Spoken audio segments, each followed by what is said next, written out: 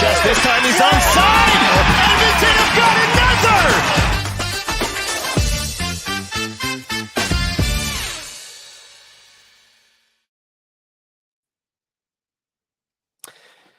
Hello and welcome to another edition of the CPL Newsroom show. Christian Jack and Charlie O'Connor-Clark with you on this Monday as we recap 4 more games, and the second longest unbeaten run in the Canadian Premier League continues. That's right, Cavalry got another draw. They're unbeaten in 10 now, and the only draw of the weekend as there were wins for Forge, Pacific, and Valor, tightening the gap on those playoff spots, and we'll show you the standings later, of course, in the show. Results this week: York United 0, Forge 2, goals from Tasmo Dakudas, his own goal, and Wubens Pacius. FC Edmonton 2, Pacific 3. Sean Young, Josh Hurd, Gennaro Daniels made it 3-0 for the champs. Gabby Vitar, Mamadi Kamara made it 3-2.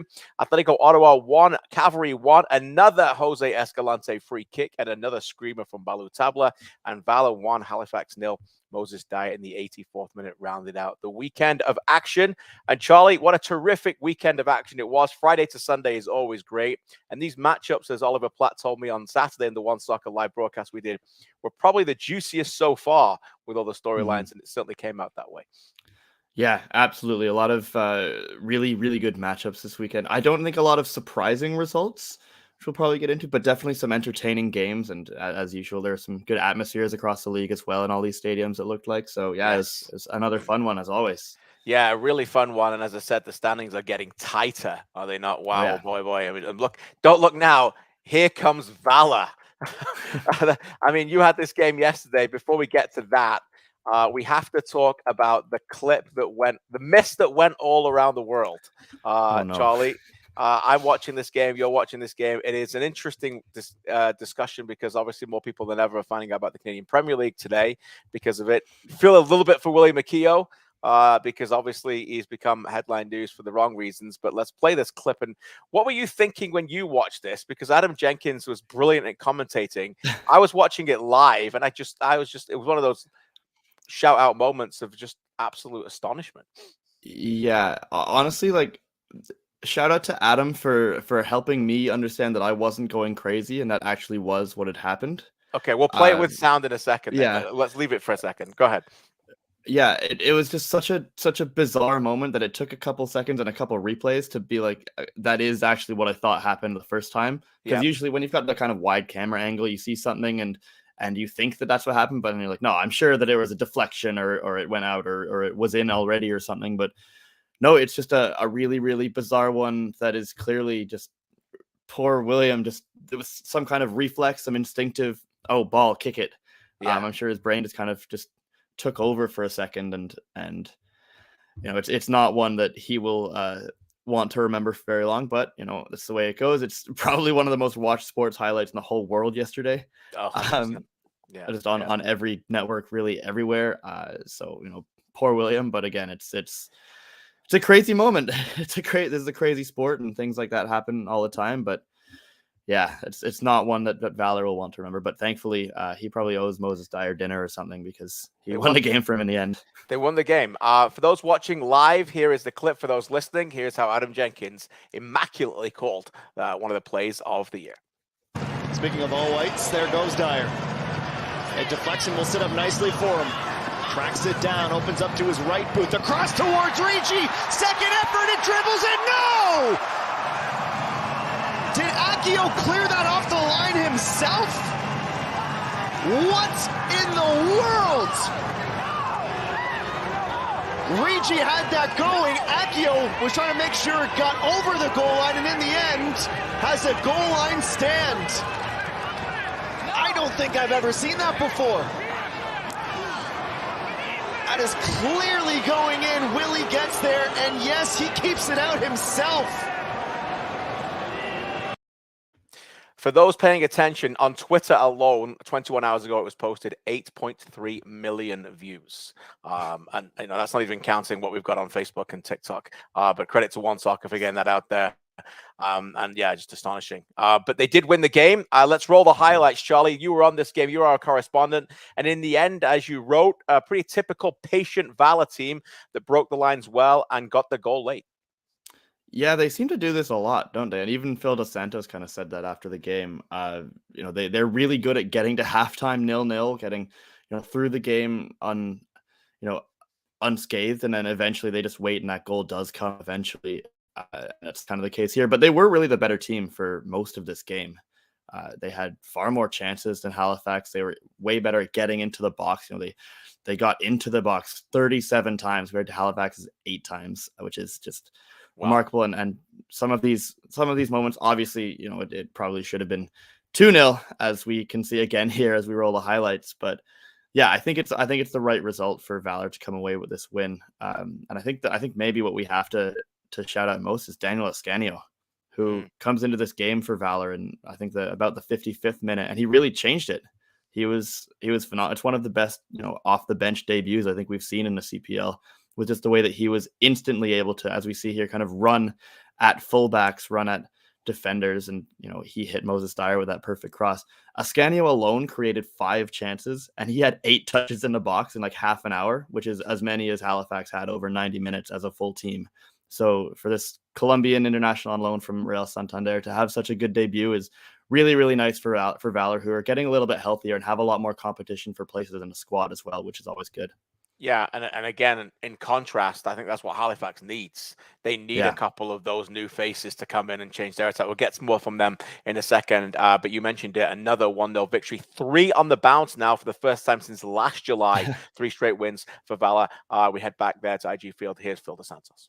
I think our guys got galvanized by the crowd. It was a good crowd. I think that it was probably the best showing this year. So, a lot of good things, a lot of good momentum happening for us. New players coming in. So I think that if we had gotten out of this game without the 3 points, we would all have been disappointed. So, but it shows you how the league is. It's going to be tight, and every game is a game. Every game is really tight at the moment. Anyone can seemingly beat anybody on any day. Anywhere. But in the end, the difference making this one was the goal scorer himself. Here's Moses Dyer. The confidence is there. It's always been there, because even when results weren't there, we knew there was just 1 or 2 things that we were missing. And we're just about going. It's just about going forward now, and focusing on the next game. Wins against York, Forge, and Halifax, and a trip to Ottawa to come next. So we know what happened last time they went there. 6-1. We'll see what comes from that. But suddenly this Valor team has gone from a team that looked really, really poor earlier in the year, couldn't really get anything going, Charlie, to a team inspired by Moses Dyer and others, to becoming a team that now looks very difficult to break down, and suddenly the profile of a club that could make the playoffs. Yeah, absolutely. They're just 1 point behind Forge at the moment. Forge have a game in hand, but still to be that close, especially after some of the results they've had, is impressive. And it's basically the confidence is still there in those attacking players, but we're starting to see them, as you said, much harder to break down. We say it every time, but Andrew Jean-Baptiste is just so important to that squad at the back. The way that he's able to organize them defensively and help them to play out of the back is just so night and day to what they were without him earlier in the season. So that's a massive part of it. But again, I think just the fact that they're continuing to stick to their identity, to hit teams on the break and transition like that with their just individual attacking quality. Sean Rea, Willie Akio, Alessandro Rigi as well, and obviously Moses Dyer. These players just being able to beat defenders more consistently and find each other with those crosses and those passes is really kind of been their key to success in a lot of their biggest wins. And for that to continue to be the case is definitely a positive sign. Yeah, it certainly is a positive sign. And what we thought we might get from Halifax, particularly a couple of weeks ago when they went to Pacific and won 3-0 in dominating fashion, a very good defensive display, and they let their attacking players take over the game. Now, Sam Salter was suspended for this. They were definitely not at their best in terms of what they've got in their attacking talents going forward. But boy, oh boy, if there's ever a game where you think, this needs a bit of an influx of a team right now, this is a team that needs a bit of help. They still haven't replaced Jean Morelli, and in too many games, it's evident that way for me. I understand why they play midfield 3 of Polisi, Gagnon, Lepre, and Rapazad, particularly away from home. But Charlie, it puts a lot of pressure on the front 3 to be those difference makers, does it not? And with Halifax, if very often, if you can get a goal against them, you're probably going to get a point at least at this point, because they're not getting a lot of goals.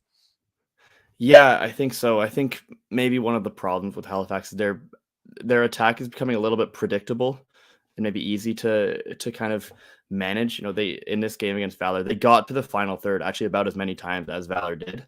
But they couldn't get into the box. They couldn't get the ball into those actual dangerous areas.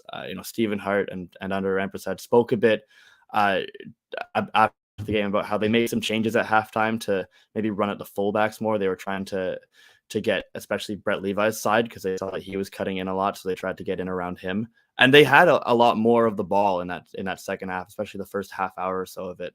And they did look better, but again, they couldn't get it quite to those most dangerous areas. Those little, like, they couldn't get it from the half spaces into the box or anything like that. And it's just, they're not really making those runs when you have those wingers coming in. If they try to play with whether Garcia is a false nine or something like that, you need the players to make the runs into the box, right, for them to get on the end of it and score the goals. So I think they just need some fresh ideas, some maybe fresh faces in that group.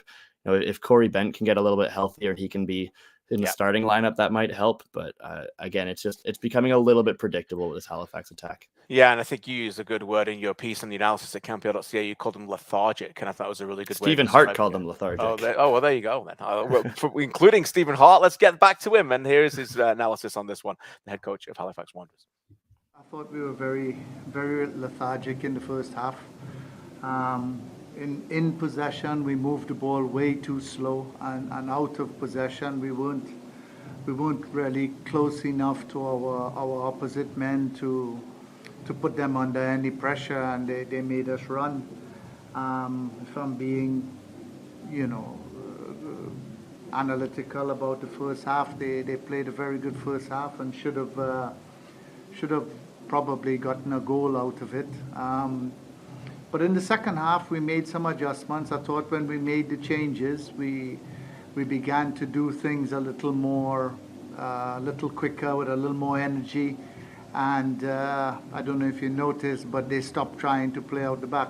They decided to go more direct. And I thought that was a direct related to the way we began to press them. We forced some corners, we forced some opportunities, probably not clear enough, but at the end of the day, we gave up the goal, and it was disappointing. It has been a disappointing run for Halifax. When you go back to the end of May, the way that their results have gone is lost, win, lost, win, lost, win, loss. So it's been a bit of a difficult run for them. Their wins have been high points, but there have been too many low points in their 5 losses in their last 8 games. Let's bring on Alex Ngurusic, who is our guy for the top of the table clash this week in Ottawa. Alex, good to see you. Good morning out west. Let's get the highlights in, and overall your thoughts on what was a very good game and a very big time defensive battle. And I suppose, as Charlie said off the top, not one we should be surprised in, as Atletico Ottawa and Cavalry tie 1-1 in this one. Oh, that was a great game, I think, really, between two top teams, two teams in great form. I think that this is, the sort of top of the table clash that you wanted to see. It was very high quality. I think, understandably so, some of the neutrals might see the lack of goals and think, oh, it was a boring game, but far from it. I think it was just two high quality teams. Both coaches actually described it as more of a kind of chess match, kind of a tactical. It's a game where you have to really earn your moments. And this was exactly that. I mean, this goal, first of all, from Jose Escalante is a perfect example of earning your moments, the way he stepped up to that free kick and curled it around the wall. He's in great form right now for Cavalry. But then Ottawa as well had their moments of quality. Honestly, could have had a few goals. I'm sure Cavalry, there's a few chances where they could have done better. And I think overall that was just the kind of good game you want from two high quality teams. I think good games are like that. It's as fun as Cavalry Pacific was last week. That's not going to happen every week. This is more of a precursor of what a playoff game will be like. And I think it was good for Ottawa to be in a game like this. And I think it was good for Cavalry to add another game like this to their resume. Yeah, this was a fun kind of tactical one, as you mentioned, Alex. Two top teams, two very flexible and well-organized teams, I think, especially Ottawa. It's the way that they're able to defend and try at least to keep some of that Cavalry directness at bay. But you mentioned how Cavalry kind of adapted in this game to the way that Ottawa wanted to play the game, Alex. like, I think that's something that Tommy Wheeldon spoke about after, how, you know, he thinks that his side can respond to what the opposition gives them. What did you see from Cavalry, and maybe how they sort of had to adjust to what Ottawa was playing? Because they were a little bit more direct than usual, right? Yeah, I mean, that's a fun thing, I guess, with watching Cavalry. Every week you watch them, they look like a different team. I mean, this week, knowing how Ottawa wants to hold the ball and kind of, you know, play in possession, Cavalry held the ball and played in possession, forced Ottawa to sit back and have to play long and direct, which isn't what we're used to seeing from Ottawa. It's far from their principles, but Cavalry wanted to kind of go into Ottawa's building and make them uncomfortable and starve them of the ball, knowing that, you know, it isn't something they're used to playing. And I think it's great for Tommy Wheeldon Jr. that he's able, you know, each week to play a different way. He can sit deep and counter. He can play with a high line and try and break teams down. He can win the midfield battle. I think it's fitting of his players. You look at guys like Jose Escalante, the way he's been bouncing or all over the field. He can fill, you know, multitude of roles. All these players really from in Cavalry's midfield. Elliot Simmons, you know, Ali Musi playing as a false nine instead of his usual wing spot. You just kind of look throughout the roster. They have such flexibility, and it's really been been put to good use. How they've been, you know, every team they played that game. It was kind of funny. Most coaches I ask, I'm like, are you adjusting to the game? They're like, oh no, we're just focusing on ourselves. Tommy's like, no, we focus on the other team exclusively every week. We try to mimic them. We try to frustrate them, and it works. I mean, 10 games undefeated shows that they've been doing a great job of it, and it's full credit to their depth, their flexibility, their coaching, etc. Club record 10 games undefeated now, and that's some record for them, by the way. They've had a great run since the birth of that football club in the Canadian Premier League. Let's head back to Ottawa and reaction from Cavalry. Here's the head coach, Tommy Wheeldon Jr. I think it's mentality. We play what the opposition gives us, and at times today I thought, you know, we could have controlled the chaos a little bit better, but we take these as learning moments because we've got another 2 games to play against Ottawa. We've yet to hit the halfway mark. We do so on Thursday, but what I really like about our team is the fact that we can change to what opposition is, and today we played with a bit of a false nine. You know, there's no Joe Mason, no Maya Bevan, no Arben Peppo, and we still had some moments where we got into those half spaces and were able to overload them, and I thought Jose Escalante was fantastic today. He gave Acosta a tough challenge. But yeah, it was enjoyable. I'm sure I'll pick the bones out of it when I look back on the video. He says they're almost at the halfway point. This is mid-season report card season this week for us at the Canadian Premier League, so look out for that as we start to give our grades on mid-season report cards for all 8 clubs coming up this week, starting with Atletico Ottawa and Cavalry later today on Monday. With more reaction, go back to the Cavalry camp. Here's their player, Ben Fisk. I think we kind of played into their game plan a little bit in the transitional part of the game. I think that's where they're excellent. Guys like Ollie Bassett like playing those passes early into the space behind, and then you got, you know, Malcolm Shaw and Morgrega, Balou Tabla that are running onto those passes, right? So I thought we could have controlled that side of the game a little bit better, but you know, it was spirited. 2 teams wanted to be top of the table and win the league, right? That's what we want. That's like I said before, great advertisement for the league tonight. Exactly what you said, Alex. Great advertisement for the league. Lots of Ottawa fans in the chat giving the love. Let's talk about them a little bit here, Alex. Like, back-to-back, they played twice now against Cavalry, unbeaten. Played twice against Forge, now unbeaten. They've been showing they can stand up with the big boys. I suppose they need to play a few more Canadian under 21 minutes. That might be an important part of their second half because they're way behind on that. That's something to keep an eye on. But when their best 11 is on the pitch, this is more than just a playoff contender. This is a championship contender team, the way that they're defending, is it not?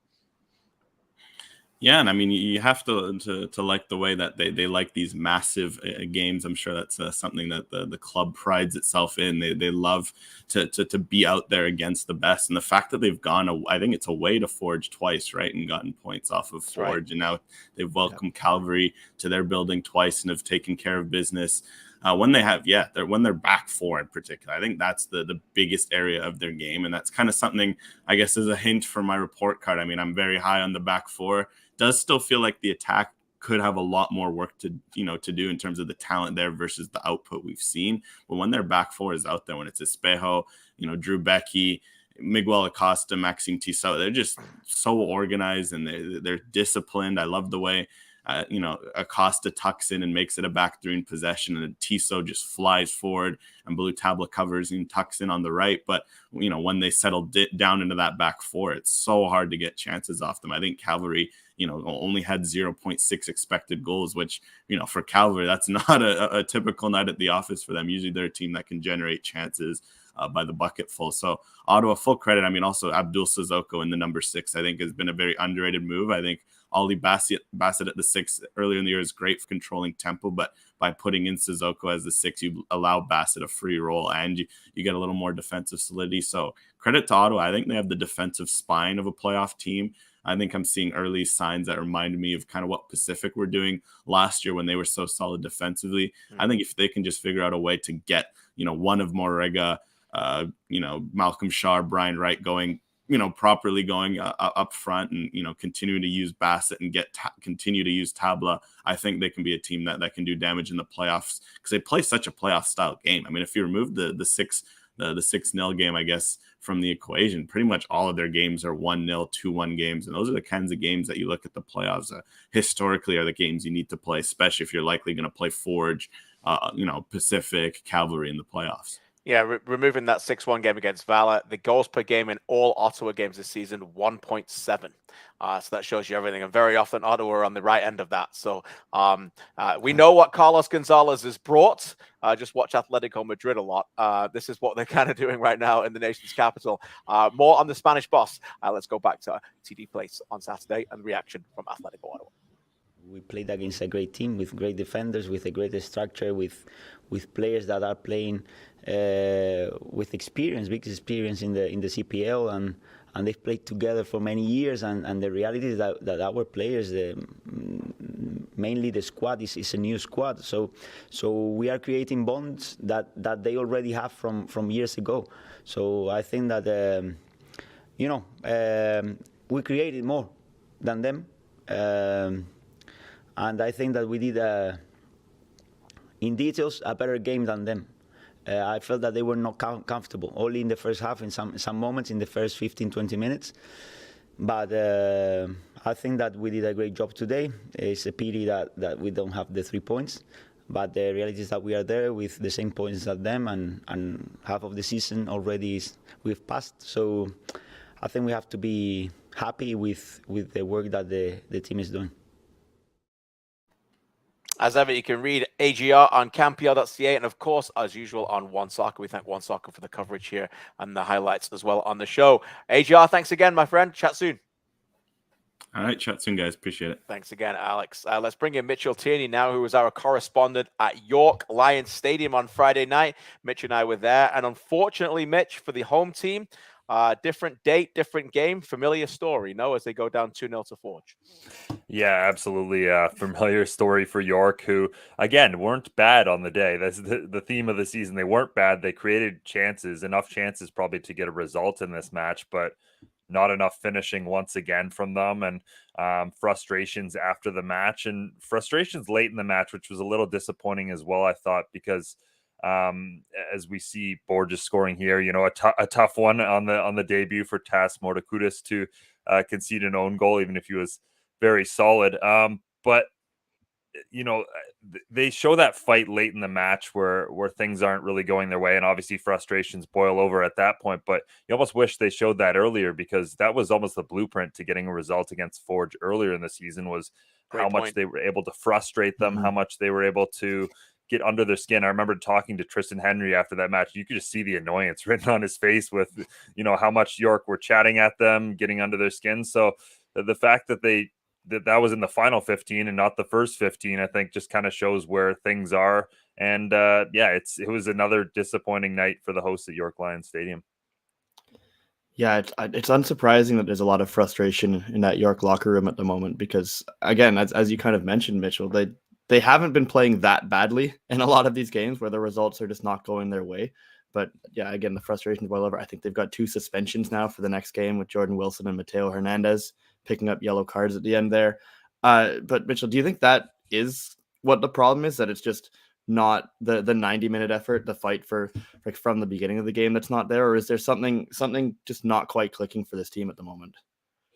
I feel like we're going in circles with them as I think they do as well at the moment. Just this same conversation where we're trying to figure out exactly what's up with York United. I mean, the goals are the obvious one. I know Jordan Wilson was even saying after the match, if they'd scored even one in that match, it would have felt so much better just to get something going forward. But yeah, I think at the moment they just look out of ideas. Like they keep trying so many different things offensively, it just doesn't go for them. And then now they're starting to, in those moments where they're trying to get a little bit further forward and get more offensive, they're getting caught. And it's to be expected when you're trying to push for those goals. Especially when they've started to concede early a little bit more now than they did earlier in the season, which again that will open you up. But I think there's a lot of things that they've got to work on and a lot to be done over the next few weeks. 9 games without a win. In those games, they scored once, 1 goal in 9 games. They haven't won a game for 2 months. Lissandro Cabrera, I hate to pick on him, but he's picked up score goals. He missed an absolute sitter in the first half. 529 minutes now without a goal. No goals in 9 games. It is a familiar story, but as Mitchell and I will tell you, we were in the press conference. What wasn't familiar was the tone. It was a very different tone coming from the coach and player in that press conference. So let's hear from them a little bit. Listen to this. Let's go back to York Lions Stadium on Friday night. Here's Martin Nash. Wasn't good enough in the end. Again, it's we can create all the chances we want, but if we can't put the ball in the net, you're not going to win games. And so it was I asked people to step up because I think as a group now we do enough in a lot of games to win. I feel we're getting some great opportunities, great chances. We've had a bunch of 0-0 games this year that we should have won, in my opinion, personally. But enough's enough. We have guys step up, take the bull by the horn, so to speak, and put chances away. And it's not just that, just all over the pitch. I think we're a bit quiet. I think we train harder than we play at times because we got 4 coaches out there demanding in training constantly. It's a bit hard when we have to put 4 coaches around the field and demand from them all game long. Really, really interesting, guys. No, I mean, a lot of things to digest on that small clip that we haven't heard from Martin before, and I think that's just frustration, and I think a little bit of like putting the onus on the players now, and the players will want that, no, but I think that he's protected them long enough. Charlie, you've been involved in almost every press conference and seen these teams so much live. That as somebody who wasn't there but listening to that's different, no? Different message. Yeah, I think if you were to boil that down to just kind of one thing he said there, he said enough's enough, and he's absolutely right. At the end of the day, we can continue talking about how the performances are good or they've been defending well and the balls just aren't going in. But at the end of the day, one of the players on the pitch just has to put a ball in the net. It just has to be that way, right? And you've got players that they've been trying different players in positions. They've been really throwing stuff at the wall to see what sticks. But at the end of the day, somebody has to step up and say, you know what, lads, we are going to win today, and really just put it over the edge. I know that there's new players coming in. Ronan Kratt made that debut in this game. It'll probably take him some time to get acclimatized to the league. But at the end of the day, there are talented players in that squad and on that pitch. So it's as Martin Nash said, it's just not good enough at the moment. Yeah, not good enough. So go ahead, Mitch. Well, I was going to say, like, for a while, you could almost explain it away as, like Charlie said, they're defending well. They're creating these moments, but now it's almost become part of their club identity that they can't score goals. And the second that starts to become the case, like Martin Nash said, enough has to be enough, and they have to figure this out, or it's going to be a long, long season, second half of the season for York. And how to figure that out, Mitchell, you put that question to Jordan Wilson, who I thought was very good in standing up to what he needed to talk about in the post-match press conference. Let's hear from him after this one. I don't want to make excuses, but I think Ricci's healthy. If Mike Petrasso's healthy, we have a bit of fluidity with our squad. We have some attacking players who like to express themselves. I feel like the players that we would really need to maybe get things going are out at the moment. And the players coming in, maybe whether it be foreigners or even young players, it's just hard. It's hard to try to get them week in, week out to compete and be a threat. So we need to get over that hump, but I feel like that hump has lasted for like 2 months now. I thought today was going to be the day where maybe we beat Forge at home, and we can build off of that. But again, we kind of were flat on the offensive end. So I'd say a bit of us not being used to each other, familiar with each other, but also having big players injured. I think with a 22-man roster or squad, you can't afford to have 2-3 of your, I would say, star players out, and that's our situation right now. Results when they score first this season, York, 2 wins, 1 draw, no losses. Very different story when they get that first goal. Defensively, they can certainly put them away. Just a behind the curtains look for everybody who's listening and watching. Friday night was a very difficult night for that team. They were all very, very low. I did hear on Saturday the team got together and they surprised Jordan Wilson and his partner with a baby shower in the back garden. Apparently, they had a bit of a nice day off together. So at least there's something there that they can build on going forward. Let's turn our attention to Forge. And Mitchell was very good in his praise of them and their tactical changes that they need to do. But before we get to what Mitchell thought of them, here's their head coach, Bobby Sminiotis.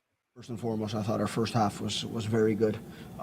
We've seen a tendency as of late with teams sitting a little bit deeper on us, so we wanted to try and find the space in behind the opponent a little bit quicker, and maybe that was either going to open up that space behind or the second ball coming into midfield, which would give us maybe an easier way to attack. And I think we accomplished that in a lot of situations in the first half, and those second balls also gave us the opportunity for some of those longer shots, which it either works to get you a goal or it works to pull the defenders out of position, out of a static position. And that always creates a space. The biggest thing for us is when you move on the ball and you can initiate defender, the ball must go where that defender is left. And today I think we had them moving a little bit. We used the right side of the field for us a little bit differently today. Just looking at what their combination was there in the first half with Ferrari and Krat. And I think that gave us a lot of success. Started the second half, quite well. And then I think we had a little bit of a down period where if we were a little bit better in some of the transition moments, which we knew were important in the game today, I thought we could have had a few more goals earlier in the game. Mitchell, when Forge were at their best, they were really good in wide areas. That's where both goals came from. And as Bobby alluded to, they showed some changes there as well, putting Borges at one point to have a go at Max Ferrari. Max Ferrari did a decent job, but not a familiar left back. And you covered that in your analysis, just the ability that what Bobby talked about there to be tactical diversity from that team.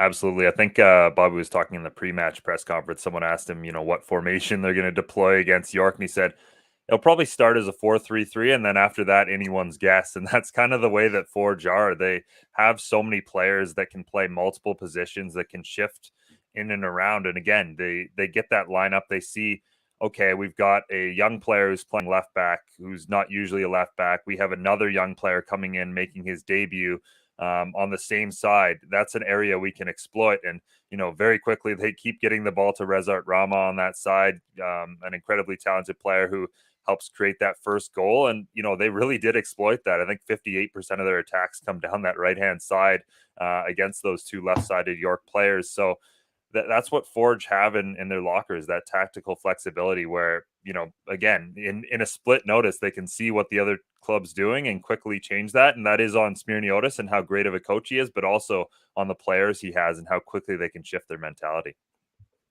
I think it just kind of shows how Forge are operating on a different level to York at the moment. Like the way that they're able to adapt to circumstances, to change what they do in games, to find ways to win and find ways to score is something that just York don't have at the moment. And I think that's really at the core of it, what separates them. Mitchell, as you mentioned, Rezart Rama, amazing in this game. I think that his first few games with this team, he seemed a lot more like a kind of traditional defensive fullback. But in this game where there are opportunities to get up the pitch, he spots that and he shows that he can attack a little bit, right? Which is impressive. Just I think for me, just what's so impressive about this Forge team is their ability to just not really be shaken too much by circumstances or situations. Mitchell, you also mentioned your analysis, the triple sub that they make there in the second half. I don't know, maybe you want to elaborate more on why that was so impactful in this game? Yeah, I mean, it was partially surprising. Like you see Kyle Becker's number go up in a match where they've got 11 days off after this. So it certainly wasn't like Kyle Becker probably needed rest. He's a player where you're only up by 1 in a game where York are in some ways all over them at that point. I think they had 3 good chances right before they make this sub. So you're kind of surprised by it, but Noah Jensen comes in and replaces Kyle Becker and does a solid job shoring up the midfield. And of course, Wubens Pasillas comes in and scores immediately. So it was, again, a great night where Bobby Smirniotis showed how good of a coach he was, and a move that paid off very well for Forge. Yeah, I mean, for me, Forge still at their best. They're the best midfield in the league. And Sissoko, we give Sissoko of Ottawa love. Let's give Sissoko of Forge love. He was class again, by the way. Yeah. And last year they had my guy Cisse in there, and you guys know this. I give him love every show. It's time to start giving that midfield just as much love, because what Sissoko has brought to that team is the same kind of impact that you're almost getting from Cisse. Becker, I thought, was really, really good in the game. And I think his substitution speaks more volumes about what they think of Noah Jensen, because every time he comes on, he delivers, and he doesn't take long to get involved in the game. And a shout out, by the way, for Benitez. This kid comes in and he was just terrific. Changed the game. 2-4, played on the left-hand side. I know he was a defector from Cuba, and he's not as young as some people think he is. But if he can get some more minutes for Forge as well, he is another difference maker. So you can go on and on and on. We've given a lot of love for the team, but all in all, they looked like they were very good. And we knew coming in that they were a little bit wounded. They didn't play bad, but they had lost 2 games on the bounce. They've never, still to this day, lost 3 games on the bounce. And in the end, York were the ones who suffered. Good work on Friday night, my man Mitchell. We'll see you again next week. Thanks for your work. And you can read it, of course, at canpl.ca. Thanks, guys. Thanks, Mitchell Tierney. Let's bring in Benedict Rhodes now, who was our guy on. He got another thriller.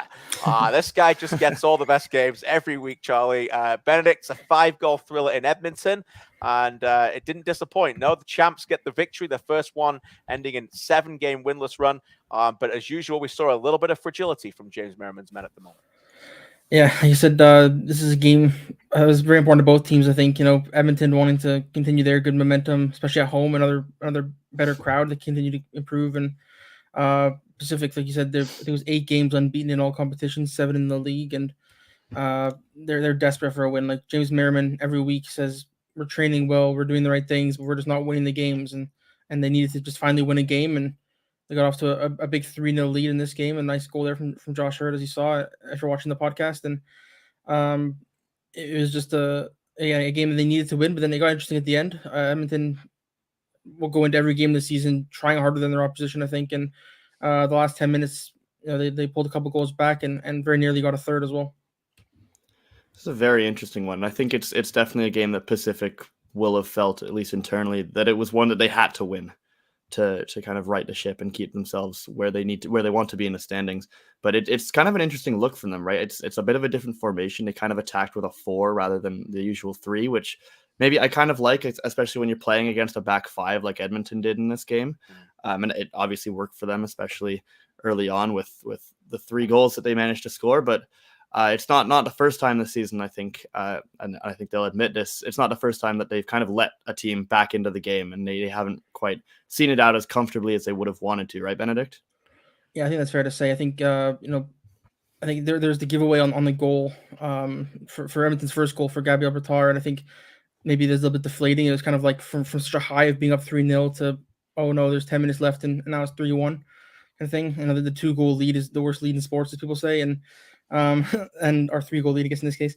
And yeah, I think it was just a little bit of nerves maybe, and a little bit of maybe thinking, oh, maybe here we go again, almost with this team, and they did see it through in the end, but there was definitely a shaky last 8 or 9 minutes after Mahmoud Kamara made it 3-2. It was shaky, and overall very entertaining. With thoughts on this, let's go back there. Here's the head coach, James Merriman. I think the way that we're attacking and creating chances, and we look very dangerous again. We look like we're going to score goals, and we lacked that a little bit, for a while. So I think we've made big strides in that, and our attacking players are very hungry. They're very motivated. All of them. They're competing, and they're getting chances. They're creating chances, and they're scoring goals. 2 goals in a row for Daniels. So I'm happy for him. He's trained really well. He's got a great energy, and he's getting rewarded for the work that he's putting in. So happy for him. We'll get to some player reaction. We're going to get Josh Hurd on the show in a couple of minutes. Before we get Josh on, let's just touch on Edmonton quickly. Benedict, you wrote about their team. They're in every game at the moment, and they've found some stability. Now, Alan Koch seemingly found a core group of players that he knows he can trust. Yeah, definitely. There's no Tobias Warszewski for this game. He's been kind of in and out of the team a little bit, but he seems to have found a best 11, an unchanged 11 from the 3-0 win over York last week. So I think he said this on One Soccer, I believe, Christian, that they've kind of found a group that they trust, and this is kind of their core guys and their sort of relief guys, I guess, and this best 11 that they have at the moment, without Warshevsky, of course, is kind of a team that they know is consistent. They know they're going to be at least competing in every game, and there's some players I think that are, Alan Kosh likes to say, wouldn't have been playing professional soccer this year without them, but now they've maybe established themselves as CPL players who deserve a contract for next season even. Yeah, Gabby Bitar, certainly one of those goals in 3 straight games now, and a nice finish from Kamara, back-to-back goals from him as well. What a great little chip and lob that was. Hey, let's go back to Clark Stadium. Here's the thoughts of FC Edmonton head coach Alan Koch. I was pissed off at halftime, to be brutally honest. We didn't do what we needed to do. We tried to make a minor adjustment 10 minutes into the game, and we solved all the problems. And we didn't execute it, unfortunately. So we needed to bring in some new players, some new blood. Guys that would come in with a little bit of a chip on their shoulder, and I thought the guys that came on did a good job in the second half. The hard part, though, and this is what frustrates me in this game, is you dig yourself in a hole. Obviously, you have a choice then. Are you going to collapse and give up? That's not who we are. That's not part of our DNA. So the players responded in a positive way, but you should never put yourself in that hole in the first place. Another game where they're in it, though. It has to be said, Edmonton in every game at the moment over the last few weeks, and they've certainly improved a lot on that. Benedict, great work, my friend. CanPL.ca for all the analysis, and we'll get you back on at the end of the show to touch on a couple of other things. Thanks to Benedict. Now let's go live to Victoria and bring in Josh Hurd. Hey, Josh, guys. great to see you. Thanks for finding some to see time. I you know you're guys. minutes away from going on the training pitch, so we don't want to cost you your position in the team next week. So we'll get you on we'll get you out there shortly. But thanks for joining us, and then imagine a Monday morning that feels a lot better after a win. It always does. First day back's always nice after a win, isn't it? Especially a long travel day coming back. So yeah, it's nice. It's a little bit, a little bit bittersweet because the game didn't end how we wanted it to, but at the end of the day, it is a result. So. Yeah, you still obviously come out of it with the 3 points. And I think you guys were you really wanted from that game, right? It seemed quite important to you guys to kind of turn things around after some tough results, right? Yeah, I mean, it's no secret that, we've had a few results that haven't gone our way. So it's good just to get a good result here on the road. And hopefully we can string together a couple good performances. I mean, I thought we were good last week against Calgary. And it was just a good game. It was one of those ones. But I think we're on the way to building better performances. Josh, what was halftime like in that game? Obviously, coming into it, I know you'd had a lot of pressure on you. Obviously, we talked about the 7 games without a win, but you score right before halftime. I'd imagine that you guys were on the ceiling at that point with confidence, no flying at 2-0? Yeah, we are. But again, there has been this theme where we haven't been able to finish games out. And I think we came in a little bit hectic because we're like, okay, we're feeling good. And it took James a few voices just to calm us down a little bit, because in these moments we have been known to kind of let teams back into the game. So we were conscious of it, but it's just one of those ones. It's football. Yeah, I think, Christian, you mentioned confidence there. Josh, I think the confidence is something that you guys as attacking players have a lot of for the most part. But in especially the last couple of games, you've still been scoring goals and things like that, even if the results weren't going your way. Just how have you guys been able to try and keep that confidence up? Whoever's coming in and out of the squad, that's important, right? I think it's keeping a positivity. I mean, and we have a group of guys that can plot in and out, and we're very dynamic going forward. And you can see that's 6 goals in 2 games now. So, in my opinion, that's one of the hardest things to do in football is to score goals, and we do have that. So that's good. And as long as we can tighten up as a whole unit defensively, especially late in games to close games out, I think we'll be flying. But I think this is a good start to move forward and get past this little slump that we're in. Josh, let's get a peek behind the curtain a little bit. It seems like there's not been too much panic, but you tell me.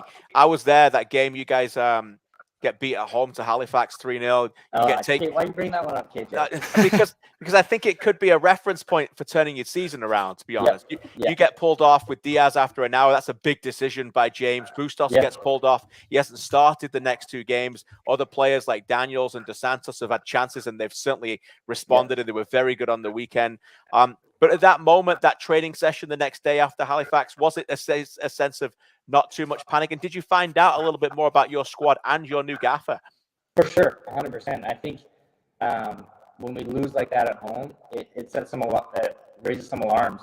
And we all have to look at ourselves, and we have to be accountable in those situations. And what can we all do to become better? And I think that was a turning point. The next day, we sat in and we watched the whole game back as a team, and we're accountable and we're honest with each other.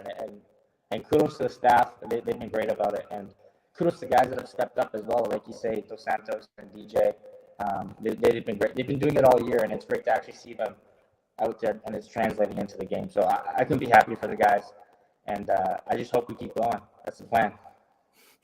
The fact that we're starting to see guys like Dos Santos and Daniel step up as well, it's good for all of you guys as attackers, right? To have more kind of competition for places. Because I think earlier in the season, it seemed like it was you and Diaz and Marco every game as a front three, but that competition is good, right? Oh yeah, you need it to be a good team. You need competition in all spots, and we push each other. And as long as it's positive, and as long as like it doesn't matter, I have his back, he has my back. At the end of the day, we all just want to win. But having that competition is essential for a good team, and we have it, and we've got competitive guys going forward, so it's good. Our guest is the attacker from the champs, Josh Hurd. Let's take us in the mind of an attacking player, Josh, and give us the truth. So the first goal Sean Young scores, are you telling yourself you should have scored that? And then is that right? Are you burning with desire to get another chance? Because I know the ball came over on your foot there. Yeah, I watched it back, and the ball comes in, and I put it back across, and I watched it back. I was like, why didn't I just put it on goal there? What was I thinking there? But yeah, maybe my technique let me down a little bit there. But it ended up, I wanted to give it to Sean. That's what I'll say. Yeah. I did it on purpose. I wanted Shawnee to get his first of the year. So okay. And it worked out because it gave you a bit more. It gave minutes later, you've got one in the back of the net yourself anyway. Yeah, exactly. So similar kind of ball to that back post. It popped up nicely for me. Gianni played a great ball in, so it sat up perfect. But no, I'm buzzing for those guys, especially Sean too, to get his first. That's a player right there, and once he gets going, there's no stopping him. Yeah, it was an interesting one because Josh, you're obviously lining up on the right in that game, but I feel like you played a lot of games kind of on the left. So just how much have you guys kind of talked about that sort of versatility and being able to play these different positions? Because it was a bit of a different formation for you guys as well. Yeah, it was. Like I said, we've been in a little bit of a slump, and we felt like we needed a bit of a change. And I spoke to James about it. I feel versatile across that whole front three. I feel like I can kind of play anywhere, and it's good to be able to, as a team, to be able to line up in many different ways too. So we do have that, and we've got a few more. Maybe we have a few more positions, a few more formations to try out as we go forward. One of the best attackers in the Canadian Premier League. Even asked to play left back a few games ago. Maybe not there, though. I don't know. We won't do that. We won't do that again. But let me have a bit more training there, and then we'll see. But there you go. Right, the true team player. Listen, Josh, appreciate this. I know you got to get back to training, but I'm sure it'll be full of spirits after a win. So say hi to the teammates for us. Keep up the good work and good luck this week. Thanks, JJ. Thanks, Charlie. Appreciate it. Thanks for having me on. Thanks, Josh. Appreciate it having you coming on for us. That's Josh Hurd of Pacific, who, it's a big win for them, Charlie, ultimately. Yeah. They, as we said in the One Soccer Shooters, we did the game, and Ollie Platt put it well. It wasn't ideal. They're nowhere near back to their best, but a win's a win, and they just got to do it. Sometimes that's what it takes when you're having a bit of a slide, things aren't going your way. You just need an ugly one, or this wasn't necessarily an ugly win, but sometimes you just need a close one or a scrappy one to turn things around and get yourselves back on that track as they certainly needed to come. And obviously, last weekend when they played Cavalry, we saw more signs of them returning to themselves. Scoring 3 goals is always good after I think they went 3 games without a goal, which is very unusual for this team. So that was a good sign. And then again, to go into Edmonton, a very tough place to play for anybody, and to get that result, no matter how it kind of turned out, that was important because they need to not only keep pace with the teams at the top, but they also, now that we're in July, they'll be thinking about they want to get some form going before they head to Jamaica at the end of this month for the CONCACAF League. CONCACAF League coming up, I believe, on the 26th of July. They'll be at Sabina Park in Jamaica to play Waterhouse. With more reaction on this, Josh Hurd talks about him, so let's play the clip. A good midfielder who they know they're very, very high on at Pacific. Let's go back with the goal scorer. Here's Sean Young. I don't know if I look at it like that. I think just every time I step into the field, whether it's starting or a sub, I try to do my best. And like you said, with missing midfielders, people have to step up, and all our midfielders have to be ready. So for me, it's just and for everyone, it's just every time you're on the pitch, whether you're coming on the 85th minute, or you're coming on at 30 minutes or starting the game. You just need to give 100% and try to basically prove that you deserve to start. So then, because the competition with each other creates a winning culture. Pacific head back to Ontario this week as they travel to very difficult wounded York United on Friday night as well. So that'll be a big game for them. As usual, all games live on One Soccer and analysis, match reports, previews, and much more on CanPL.ca. We'll show you some standings and schedule shortly, but let's bring Benedict back in. Double duty today, correspondent and producer extraordinaire. Benedict, great to see you again. And you've got the Sinclair jersey behind you because I know you've been very busy with the Canadian women's national team on as well. People listening to this later, that's why we kind of pushed it to the show later, because there is a game tonight again. And is it a case now if Canada have got some of the job done, but now it's time to step up the performances? I think that's a fair way of saying it. Yeah, job number one was qualify for the World Cup. They've done that. Now the next step is qualifying for the Olympics, and to do that they have to win this whole tournament. If not, it's gonna be second versus third place to decide the second spot to go to Paris. And at the moment, Canada look like a solid team, but I think they could suddenly be playing a lot better. I think there's a lot of times in the first two games of this tournament where they've maybe been creating chances but not finishing them, or against Panama, for example, they were controlling a lot of the ball, but they weren't really doing anything with it. And I think that's something they need to change going to this next game against Costa Rica tonight, which if you're listening on Monday, it's tonight. The winner of this game wins Group B and probably avoids the United States in the semifinal. So tonight's game is absolutely crucial. Yeah, big one. Yeah, it's massive.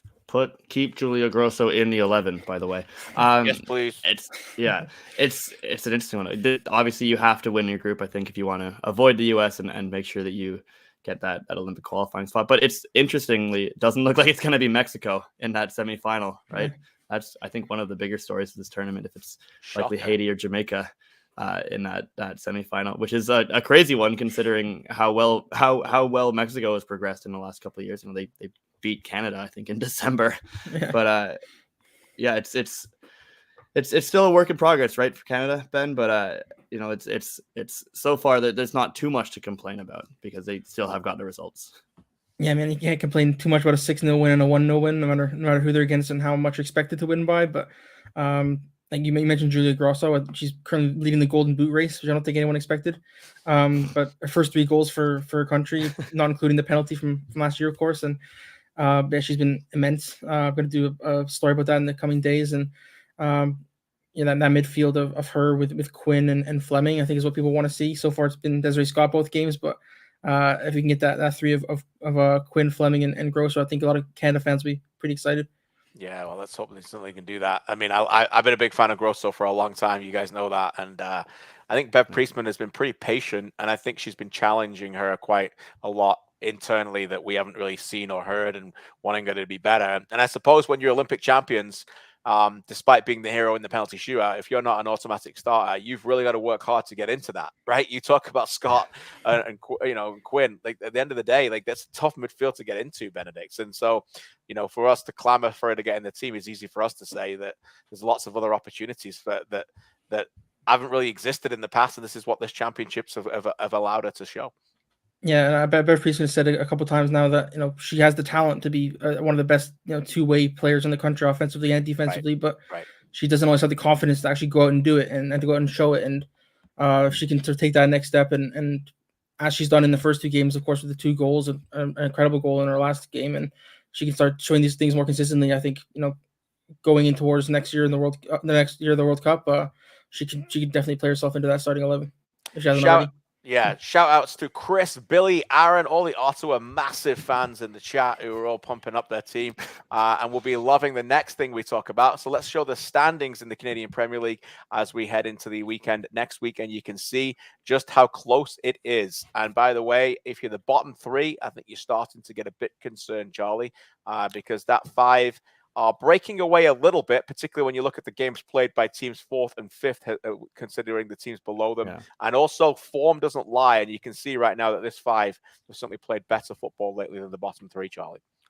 Yes, absolutely. I think York are probably the most concerned team in the league at the moment because That even just that 6-point gap to Halifax is not easy to make up with half a season left to play. But I think the other thing that the standings here show is how important it was for Pacific to get that win and to keep pace, because if they don't beat Edmonton, say they lose, they're on 20 points and they're level with Forge, then they too are continuing to have to fight to stay in that top 4. So I think that was an important result for them too. So that Pacific York game on Friday is massive. Yeah, it's a big one. Another massive shout out for the word massive. Yeah, it certainly is. We have a reminder, if you're a fan of any of these clubs, we have our mid-season report cards coming out this week on all 8 clubs. Benedict, Mitchell, Charlie, myself, Alex, we all give out our grades so far and a little bit of what we think so far their first half and what we think their second half outlooks will look like as well. Talking about looking into the future, let's take a look at the games coming up this weekend, as we've got a triple header for you this weekend as well. Starting on Thursday, that's right, an unusual Thursday night football in Calgary, as Cavalry host Halifax, and Halifax's road worries will have to turn around pretty quickly there. Friday night, York against Pacific, and on Sunday in the nation's capital, Ottawa against Valor. Let's do some predictions. Reminder, the Canadian Premier League predictor is still there to be won, and get out some scores, and if you get them right, you can win trips to the final. You can win lots of other trips, jerseys, and everything else. Benedict, let's give me a score for Cavalry Halifax. What do you think? Any kind of upset, or is it going to be 11 games unbeaten for Tommy Wheeldon's team? I think they're going to go 11 games unbeaten. I'm going to say 2-1. I think Halifax will go 1.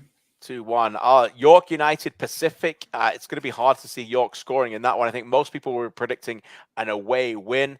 So maybe we'll go with 2-1. I think York's got to get a goal at some point. And Charlie, what about the one on Sunday? Ottawa against Valor. What are you thinking for this one? Definitely not 6-1. I love it. I knew it. Definitely not that. I'm going to say 1-0 Ottawa. 1-0 Ottawa. It's like a classic Atletico Ottawa win. Yeah, classic Atletico Ottawa win it could be. And things are going well for them, no doubt about it. But another big game for Valor, and they will not be intimidated. And I believe soon after that, they go to Forge again. So a difficult run of fixtures for Phil DeSantis' team at the moment, but they are certainly responding very well to that. We cannot thank you enough for joining us. You could have been somewhere else, but you decided to be right here listening to the Canadian Premier League analysis with Charlie Benedict. Thanks to Mitchell as well, AGR as well, and read their excellent work at CanPL.ca and, of course, on One Soccer. And thanks to Josh Hurd for joining us from the Champs. Great to see them turning it around as well. Triple header returns next week. As always, you can watch the games live on One Soccer, and we'll be back with you next week, I believe, after the 2 games on Tuesday, on Wednesday the 20th, to break it all back down again. That will be the next newsroom show as well. And Benedict will, of course, be all over the W Championship going on and Canada's pursuit to make Paris 2024. Until next week, enjoy the games wherever you're watching them. God bless, and we'll see you soon.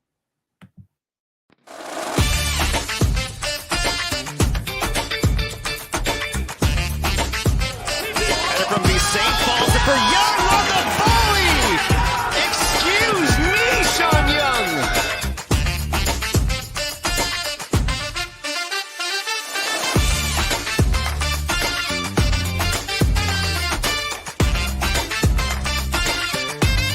Now Dos Santos trying to lead Hurd in the box. He's going to get there, Josh Hurd!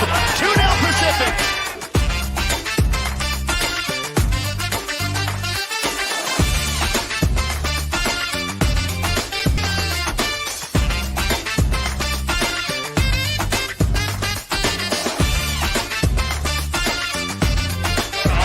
This time he's onside! Edmonton have got it